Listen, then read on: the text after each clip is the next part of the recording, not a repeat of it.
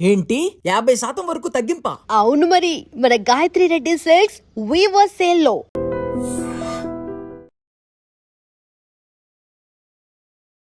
నమస్తే రమ్మగారు. నమస్తే జయ. మణిమంజరి సిరీస్ చెప్పుకుంటా ఉన్నాము. చివరిది 4వ భాగంలో ఉన్నాము. ఫైనల్గా ఏమవుతుంది? మకరందుడు రాజస్థానం నుంచి వెళ్ళిపోయాడు రెస్ట్ తీసుకోవడానికి. సభాభవనం పక్కనే ఉంది ఆయన గది. విశ్రాంతి తీసుకోవడానికి రేపటి మరణానికి సిద్ధపడుతూ ఆయన ఏకాంతంగా ఉంటానని కోరుకుని వెళ్ళిపోయాడు. ఈవిడేమో ఇప్పుడు ఇక్కడ చంద్రలేఖ రత్నప్రభ ఇద్దరు ఉన్నారు ఇక్కడ. ఈవిడ అడుగుతానంది కోరిక. సరే రాజుగారు నీ ఇష్టమమ్మా అడగమని సర్కల్. అప్పుడు ఏం చెప్పిందంటే, మహాప్రభు, మేము మా రాజ్యంలో ఉండగా నా దారిన నేనుంటే ఒక పురుషుడొకడు మా ఊరొచ్చి నన్ను ప్రేమించి నన్ను వివాహం చేసుకున్నాడు. వివాహం చేసుకుని నన్ను విడిచిపెట్టి వచ్చేశాడు. అయితే నన్ను విడిచిపెట్టి వచ్చేసినటువంటి ఆ మహాపురుషుడు తమ సభలో తమ సన్నిధిలోనే ఉన్నాడు. ఆ పురుషుడితోటి నాకు వివాహం జరిపించండి, నన్ను అతనికి అప్పజెప్పండి, ఆ పురుషుణ్ణి ఒప్పించండి, ఇదే నా కోరిక అన్నది. అనేసరికల్లా ఆశ్చర్యపోయాడు. అలాగా, అట్లా జరిగిందా? ఎవరైనా పురుషుడు నిన్ను మోసం చేశాడా? అవును ప్రభు, మీరు మానని మాన సంరక్షకులుగా పేరు పొందారు. ఎక్కడైనా స్త్రీలకి ఏదైనా ఆపద వస్తే వాళ్ళని వెంటనే రక్షించారు. మీ కథలన్నీ అలాంటివే. అర్ధరాత్రి వేళ 2 స్త్రీలు మీ వాకిట్లోకి వచ్చి నిలబడితే నిద్ర లేచి మా సమస్య తీర్చారు మీరు. మీలాంటి మహాప్రభువుల సమక్షంలో ఇట్లా స్త్రీలను మోసం చేసి ఎక్కడో వివాహం చేసుకుని వదిలిపెట్టి వచ్చేసిన దౌర్భాగ్యులు మీ సమక్షంలో ఉండొచ్చునా? ఉండకూడదు. అతనిని దండించి మా ఇద్దరిని కలపవలసింది. ఎప్పుడైతే ఈ నన్ను ఒక పురుషుడు చేసుకున్నాడు అనగానే ప్రతిపాటికి ఏమిటి నేనా అని అందరూ ఎవరికి వాళ్ళు నేనేమైనా చేశానా అని ఆలోచిస్తున్నారు. ఎవరికైనా పెళ్లి చేసుకుంటామని మాటిచ్చామా అని అనేసరికి అందరూ ఆశ్చర్యపోయారు. విక్రమార్కుడు కూడా ఆశ్చర్యపోయి, అలాగమ్మా ఎవరో చెప్పు చంద్రలేఖ, నువ్వు ఎవరిని గురించి చెప్తున్నావో ఆ పురుషుడి పేరు చెప్పు. అప్పుడు అతనికి నేను ఒప్పించి మీ వివాహం జరిపించి నిన్ను అతనికి నేను అప్పచెప్తాను. నేను నీకు మాటిస్తున్నాను, సభాసదులందరి ముందు నీకు మాటిస్తున్నాను, నువ్వు చెప్పమన్నాడు. అనేసరికి ఎవరో కాదు మహాప్రభు, మకరందుడి ప్రాణాలు తీయాలని చేత్తో పట్టుకుని కూర్చున్నాడు కదా, ఈ లాట మహారాజే, ఈ చంద్రకేతువే నన్ను వివాహం చేసుకుని విడిచిపుచ్చేశాడు అని చెప్పింది. చెప్పేసరికి చంద్రకేతు రైమని లేచి ఉంచున్నాడు. ఇంకా నయం, నేను ఎప్పుడు చేయలేదు అట్లా. నేను ఎవరికి వివాహం చేసుకుంటానని లేదా వివాహం చేసుకుని విడిచిపెట్టిందే లేదు. ఈ సింధురాజు వాళ్ళన్నారు, వీడు ఇలాంటి వాడే ఉంటాడు దౌర్భాగ్యుడు, ఇవిడు చంపేయడానికి పూనుకున్నాడు. పులిగుండె వీడిది, మనిషి గుండె కాదు. ఖచ్చితంగా ఇతను చేసే ఉంటాడని పక్క రాజులంతా గుసగుసలాడుకోవటం మొదలుపెట్టారు. సభాసదులందరూ ఇతని తాలూకు క్రౌర్యాన్ని చూస్తున్నారు కదా. మనిషిని చంపడానికి సాటి రాజుని, అది కూడా పరమ సచ్చరిత్రుడు, పావన చరిత్ర కలిగిన వాడు, మహానుభావుడని చెప్పబడేటువంటి మకరందుడిని చంపడానికి ఒంటి కాలు మీద నుంచున్నాడే వీడు, ఈ రాజు. ఇతను ఏ దుర్మార్గ పనైనా చేసి ఉండొచ్చు. వీడిని ఎట్టా నమ్ముతాం? వీడు మనిషిగా ప్రవర్తించట్లేదుగా. సభ అంతా వ్యతిరేకమైపోయింది. లాటరాజు నేను చెయ్యలేదు, ముమ్మాటికి నేను అటువంటి వాడిని కాను, నేను అసలు అలాంటిది చేయనేలేదు, నాకు అగ్నిసాక్షిగా వివాహం చేసుకున్న భార్యలున్నారు, నేను అసలు అలాంటి వాడిని కాను, పొరపాటును కూడా నేను చేయలేదన్నాడు. చంద్రలేఖ అంది, ఇంత సభలో అంత అబద్ధం ఆడతామా? ఎవరైనా, ఏ స్త్రీ అయినా తన మానం మీద అబద్ధం ఆడుకుంటుందా? నేను అవివాహితనైతే ఇతని పేరు నేను ఎందుకు చెప్తా? వివాహితనైతే నా భర్త పేరు చెప్తా, కానీ వాడెవడి పేరు నేను చెప్పను కదా. కాలం అది కాదు కదా. ఈ కాలం ఎలాంటిది? విక్రమార్క చక్రవర్తి పరిపాలించే కాలం, ధర్మప్రభువుల కాలం ఇది. అత ప్రభువు ఎంత ధర్మపరుడో ప్రజలంతా ధర్మపరులుగా ఉంటారు ఈ కాలంలో. కావాలంటే నా ముఖం నేను చూపిస్తా, మేలు ముసుగు తీస్తాను, నేను నా ముఖం చూసి ఇతన్ని ఒప్పుకోమనండి అన్నది. మేలు ముసుగు నాకు ఇంతమందిలో నాకు ముఖం మీద ముసుగు తీయటానికి నాకేం అభ్యంతరం లేదు అని చెప్పి మొహం మీద ముసుగు తీసింది. రాజముఖి నిలబడి ఉంది అక్కడ. ఆ చంద్రకేతు చూసి నిర్ఘాంతపడి, అసలు ఈ అమ్మాయిని నేను చూడలేదండి జీవితంలో, ఇది ఎవరో కూడా నాకు తెలీదు, నేను వివాహం చేసుకోవటం ఏమిటి, నేను పొరపాటు కూడా అది కాదన్నాడు. అనేసరికల్లా చంద్రలేఖంది, కాదు ప్రభు, దానికి ఏమైనా సాక్ష్యాలు ఉన్నాయా? రహస్యంగా వివాహం చేసుకుని వదిలిపెట్టాడు అని చెప్తోంది అమ్మాయి. రహస్య వివాహంలో సాక్ష్యాలు ఎట్టా ఉంటాయి? అయితే ఈ అమ్మాయి లేకపోతే ఆ అబ్బాయి, అతనేమో ససేమిరా కాదంటున్నాడు, ఈ అమ్మాయి ఏమో అవునంటుంది. అమ్మ సాక్షులు ఉన్నారా మరి నీకు అని అడిగాడు విక్రమార్కుడు. లేకేం ప్రభు, ఇదిగో నా సోదరి మా స్నేహితురాలు, నా చెలికత్తె, ప్రాణసఖి ఈమె, ఈ రత్నప్రభ. ప్రతిసారి ఇతను నన్ను కలిసినప్పుడు ఈమె నాతోటే ఉంది. కనీసం నన్ను గుర్తించని వాడు ఆమె ముఖమైనా చూసి గుర్తించాలి కదా. ఆమె కూడా మేలు ముసుగు తొలగిస్తుంది, చూడమనండి అన్నాక ఈమె వైపు తిరిగింది. దుఃఖంతో కళ్ళు ఇదైపోతున్నాయి రాజముఖికి. జీవితంలో ఏనాడు మేలు ముసుగుతోటి కూడా పరపురుషులు ఎదురుగుండా వచ్చి ఉండవు, నువ్వు రాలేదు. నీ పాతివ్రత్యానికి అరుంధతి చాలదు, అనసూయ చాలదు, సావిత్రి చాలదు, సీత చాలదు, మండోదరి చాలదు. అయినా సరే నిన్ను తీసుకొచ్చి ఈ సభలో నుంచోబెట్టాను నేను. ఏనాడు నువ్వు ఎవ్వరికీ కనపడలా. కానీ ఈ సభలో ఉన్న వాళ్ళందరూ, పెద్దవాళ్ళంతా నీ తండ్రులు, సమాన వయస్కులందరూ నీ సోదరులు, చిన్న వయస్కులందరూ నీ కుమారులు. అలాగే భావించి నీ మేలి ముసుగు తొలగించి నీ ముఖాన్ని ఇతనికి చూపించు. ఈ అబద్ధాలాడేవాడు, పులిగుండగలిగిన ఈ మనిషి, ఇతను సర్పం లాంటివాడు. ఇతన్ని ఒప్పించడానికి నేను నీ ముఖాన్ని ఈ సభలో చూపిస్తున్నాను, మేలు ముసుగు తీయి అన్నది. అన్నాక మళ్ళీ నేనే తీస్తానని ఆమె మేలు ముసుగు తొలగించింది. సభ అంతా నిర్ఘాంతపోయింది. రాజముఖి సౌందర్యవతే, కానీ ఈ ముసుగు తొలగించబడిన మహారాణి మహాద్భుత సౌందర్యవతి, పద్మినీ జాతి స్త్రీ. ఆమె కళ్ళు, ఆమె ముఖము, ఆ మనిషిని చూసేసరికల్లా సభ మొత్తం అచ్చెరువు చెందిపోయింది. కాళిదాసు కూడా, మహాకావ్యాలు రాసిన వాడు కూడా నేనేనాడు ఇంత సౌందర్యాన్ని వర్ణించలేదనుకున్నాడు.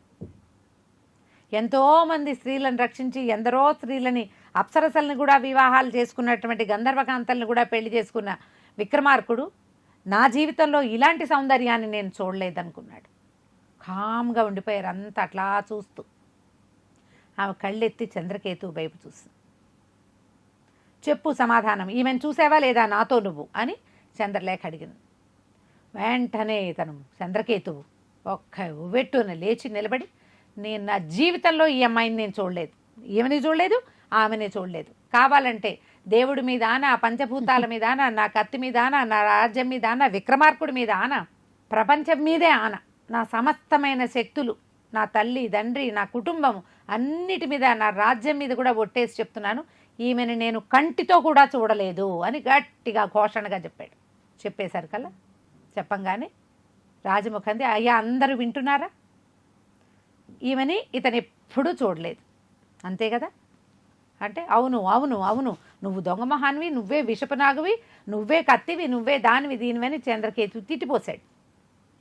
ఈ చంద్రలేఖ ఏమందంటే, ప్రభు ఒక్కసారి మకరందుల వారిని పిలిపించండి. ఇప్పుడు నేను చెప్పబోయే మాట వారి ముందే చెప్పాలి, నా ఆఖరి మాట. అమ్మా నువ్వు ఓడిపోయావు, ఈమెను చూస్తే గుర్తుపడతాడన్నావు, ఆమెను చూసినా ఇతను గుర్తుపట్టలేదు, ఇప్పుడు నువ్వేం చేస్తావు, నీ వాదనకి బలం లేదు అన్నాడు విక్రమార్కుడు. బలం ఉంది ప్రభు, మకరందుల వారిని పిలిపించండి, ఆయనే మా ప్రభు, ఆయన వస్తే నేను చివరి మాట నేను చెప్తానండి. ఈమె వెంటనే పరిగెత్తిచ్చాడు ఒక సైనికుడు, వెళ్ళి మకరందుడిని తీసుకురా. ఆ మకరందుడిని ఎప్పుడైతే తీసుకొచ్చాడు లోపలికి, వాడు వెళ్ళిపోయాడు సైనికుడు. ఏం జరిగింది ఏమిటి అని అడిగేసరికల్లా మకరందుడికి సైనికుడు చెప్పాడు ఏం జరిగింది, అక్కడ ఇట్లా అయ్యింది, అతనేమో ఇది కాదంటున్నాడు. ఈయన లోపలికి వచ్చాడు. మకరందుడు లోపలికి వచ్చేసరికల్లా ఈ తల దించుకుని నిలబడి ఉంది అమ్మాయి, ఆ మణిమంజరి. అయితే ఆయన మహారాజు వైపుకి నడుస్తున్నాడు. మహారాజు తన పక్కన సీటు చూపించి, ఆసనం చూపించి, కూర్చో మకరంద, ఆసనుడుగా ఈమె ఏదో చెప్తోంది అనేసరికల్లా ఈ రాజముఖి అమ్మాయి చంద్రలేఖ పేరుతో చెప్పుకుంది కదా, గట్టిగా ఘోషణగా చెప్పింది, మీరెవ్వరూ ఈమెను ఎప్పుడూ చూసుండలేరు, ఇతను నేను చూడలేదంటున్నాడు. అంటే ఇతనే కదా చూసి సాక్ష్యం చెప్పాల్సింది, మీరు కూడా ఎవరు ఈమెను చూడలేదు, ఇప్పుడే మొదటిసారి చూస్తారు. మకరందుల వారు కూడా ఒకసారి చూస్తే, ఏనాడు నేను జీవితంలో ఈమెను చూడలేదు అని చంద్రకేతు మహారాజు చెప్తున్న ఈమెని మకరందుడు చూడాలి అని గట్టిగా చెప్పింది. ఎప్పుడైతే మకరందుడు ఎంత తలకాయ ఎత్తుకుని చచ్చిపోదామనుకుంటాడు కదా, నీరసంగా ఉన్నాడు, తలకాయ ఎత్తి చూసి ఆమెను చూడగానే మణిమంజరి అన్నాడు. ఆనంగానే సభ అంతా ఘోష ఎత్తిపోయింది ఒక్కసారి, మణిమంజరి మణిమంజరి మణిమంజరి అని. ఏ మణిమంజరి మానాన్ని నేను హరించాను, ఇవిగో గుర్తులు అని చూపించాడో, ఆమెను నేను కంటితో కూడా చూడలేదని ఒట్లు పెట్టేశాడు వీడేమో.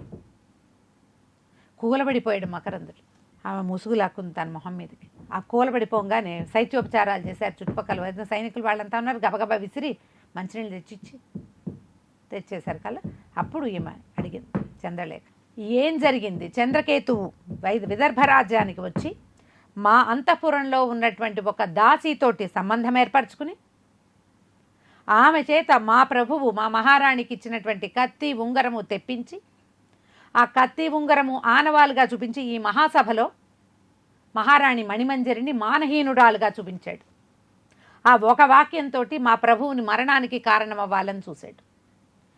ఏ స్త్రీ మానహరుణ్ణి నేను అని చెప్పాడో ఆ స్త్రీని ఇతను కంటితో కూడా చూడాల. అలాంటిది ఇంత సభలో ఇంత పని చేశాడు. ఈ ఉజ్జయిని మహానగరం అంతా మకరందుడి భార్య మానహీనురాలని చెప్పుకుంది.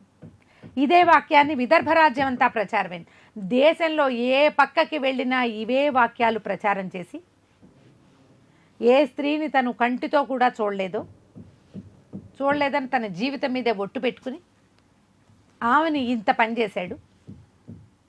దీనికి సమాధానం చెప్పండి నాకు. మేము ఇంక వేరే దారి లేదు. తన మానరక్షణకి ఈ వైధవ్యానికి జరగబోతుంది రేపొద్దున, దాన్ని కాపాడుకోవటానికి ఆమె ఇంత దూరం వచ్చింది భర్త కోసము. 11 రోజుల నుంచి మేము ఎంత కష్టపడి ప్రయాణం చేశామో ఆ స్త్రీలని ఆకట్టుకుని చేసిన పని కానీ ఇది ఇంకొక రకంగా ఇది జరగలేదు. మా అంతఃపుర దాసి దానితోటి అంటకాగి ఇతను ఈ పని చేశాడు. ప్రజలంతా అసహించుకున్నారు.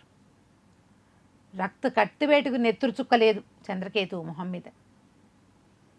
తలకాయ పాల్చుకుని నుంచున్నాడు. విక్రమార్క రాజు తూలనాడాడు. అక్కడి నుంచి సింధురాజు ఇప్పటికిప్పుడు చంద్రకేతువు తల నరకాల్సిందే, లేకపోతే కుదరదన్నాడు. ఒంటి కాలు మీద నిలబడ్డాడు కదా మకరందుడిని చంపటానికి. ఒక్కరోజు కూడా గడువు ఇవ్వనన్నాడు. పూటపడ్డందుకు నేను ఆగుతాను, నేను హామీ ఉంటానంటే నన్ను కూడా చంపడానికి కూడా వెనక్కి తీయలేదు. నన్ను చంపటానికి కూడా ఇలాంటి వాడిని ఎందుకు బతికించుంచాలి అని ఇక ప్రజలంతా కూడా చంద్రకేతువుని సంహరించాలి వలవలా ఏడుస్తూ వచ్చి పాదాలు పట్టుకున్నాడు. ఒక అర్థం లేని మొండితనంతో, నా మాట గెలిపించుకోవాలన్న మొండితనంతో దీని మీదకి వచ్చాను నేను. ఆ మాట గెలిపించుకోవాలని ఇంత పని చేశాను. మహాపతివ్రతని మానహీనురాలుగా నిలబెట్టాను. ఒక మహారాణి మేలు ముసుగు తీయాల్సిన అవసరం కల్పించాను. నాది తప్పు, నేను పొరపాటు చేశాను. నా వంశానికి వంశచరిత్ర పాడు చేసుకున్నాను, నన్ను క్షమించండి. చంపితే కానీ కుదరదన్నారు సభాసదులంతా. కానీ మకరందుడు ఒప్పుకోలేదు. పశ్చాత్తాప్తుడైన వాడిని వదిలిపెట్టేయాలి. ఎవడు పశ్చాత్తాప్తుడో వాడికి ఎప్పటికి ఇంకేం లేదు, అదే వాడిని సంహరిస్తుంది అని లాటరాజును వదిలిపెట్టేశారు. మా మణిమంజరిని అడిగారు, అమ్మా నీ ఉద్దేశం ఏంటని. క్షమించమని అడిగిన వాడిని వదిలేసేయాలి, అతన్ని సంహరించకూడదు. క్షమించమన్నాడు కాబట్టి వదిలిపెట్టేయాలి. వదిలేశారు. అతను వచ్చి భార్యనుగా సంతోషపెట్టి కాగులించుకున్నాడు. నేనేమీ అనుమానం పడలేదు. ఈ 2 వస్తువులను చూసేసరికల్లా ఇంకా నేను ఇచ్చిన వస్తువులు నా దగ్గరికే వచ్చేసరికి ఏం చేయాలో తెలియక నేను ఈ ప్రాణాలు ఇచ్చేయటానికి సిద్ధపడ్డాను తప్ప ఇంత మాట పడింది మణిమంజరిని బాధగా ఉంది, కానీ నాకు ఇంకా అనుమానంగా లేదు. ఇది ఎలా జరిగింది అన్న ఆశ్చర్యంలోనే ఉన్నాను నేను ఇప్పటికీ. ఇక దాని మీద ఆలోచించడం మానేసే నేను మరణానికి సిద్ధపడ్డాను అని చెప్పాడు. విక్రమార్కుడు సభలో అందరి ముందు ఘోషణగా చెప్పాడనమాట. పాతివ్రత్యం అంటే ఇది, ఇంట్లో ఉండటం కాదు. ఎక్కడ తనకి మానహాని జరిగిందో అక్కడ నిలబడి తన కోసం తను పోరాడమే పాతివ్రత్యం. భర్త కోసం పోరాడమే పాతివ్రత్యం. అందుకని ఇంకా ఇలాంటి వాళ్ళు ఉన్నప్పుడు దేశం సుభిక్షంగానే ఉంటుంది. చాలా రోజులు తమ దగ్గరే భార్యాభర్తల్ని ఉంచుకుని కొన్నాళ్ళకి సంతోషంగా వాళ్ళ ఊరికి వాళ్ళని సాగనంపారు. ఈ కథ అంతా విదర్భ రాజ్యం ఏమిటి భారతదేశంలో ఎల్లెడలా పాకింది. తన మీదకు వచ్చిన చెడ్డ మాటని తనే తొలగించుకుంది, ఒక్క రక్తపు బొట్టు చిందించకుండా, కొన్ని ఎత్తుటిపుట్టు కూడా బయటికి రాకుండా తనని ఇంత మాటకి ఇంత పరాభవం చేసిన వాడిని కూడా క్షమించి వదిలిపెట్టిందని మణిమంజరి దేవిని ఎంతో మెచ్చుకున్నారట ఆ కాలపు ప్రజలు. కథ కంచికి మనం ఇంటికి. సూపర్ రమ్మగారు. చిలకమర్తి వారు ఏం ఎక్సలెంట్గా పట్టుగా రాశారు. అసలు కథ చదువుతుంటే ఉంటుంది జయ, ఒక్క వాక్యము సింప్లిఫైడ్ భాషలో దీన్ని రాసి ప్రజలకు అందించాలనుంది నాకైతే. రాయన్ రమ్మగారు. ఎంత బాగుందంటే చాలా బాగుంది. బాగా రాశారు. చాలా చాలా మంచి పట్టుగా వెళ్తుంది. కుదిరితే విష్ణువర్ధనుడు కూడా చెప్దాం వచ్చేసారి. తప్పకుండా. నమస్తే. నమస్తే జయ. And for more videos, please subscribe to iDream. Please subscribe to iDream. Please subscribe iDream. And please subscribe to iDream. For more videos, subscribe to iDream. Please like, share, and subscribe to the channel. Congratulations, iDream. Subscribe to iDream. Subscribe to iDream. So subscribe to iDream Media. iDream ki iDream team andarki huge congratulations. Please subscribe iDream Media. Please subscribe to iDream. Subscribe iDream. Please subscribe to iDream. iDream అంటే నా కళల channel subscribe చేసుకున్న నోరు తిరుగుతలేదు మీరైతే గంట గుర్తు కొట్టండి. For more such videos, please subscribe to iDream. Subscribe to iDream. Please subscribe to iDream. Please subscribe iDream Media. Please do subscribe to iDream. Please subscribe to iDream Media. For best entertainment and information, please subscribe iDream. And don't forget to subscribe to iDream.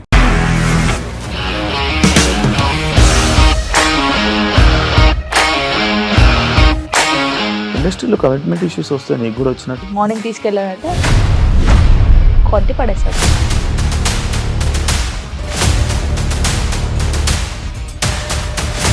ఒక్కళ్ళు కూడా చూడలేదు ఈ cinema అని చెప్పడానికి కూడా చాలా ధైర్యం కావాలి. అది నిజం కదా, దాంట్లో ధైర్యం ఏంటి? ఇది నెక్స్ట్ డే ప్లేట్ మార్చేస్తే తప్పు కదా. As of now we are comfortable this అని నేను అనుకోను. రష్మిక గారిది మీది ఒకే ఊరంట కదా.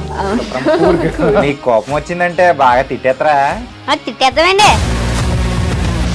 నిజంగా గేమ్ ని ఎలా చేంజ్ చేయగలిగారు? ఏపీఎస్ఎఫ్సి వాళ్ళకి 6 నెలల్లో నేను 6 లక్షలు కట్టా. బిజినెస్ చేయాలనుకుంటే it is as difficult as riding a tiger.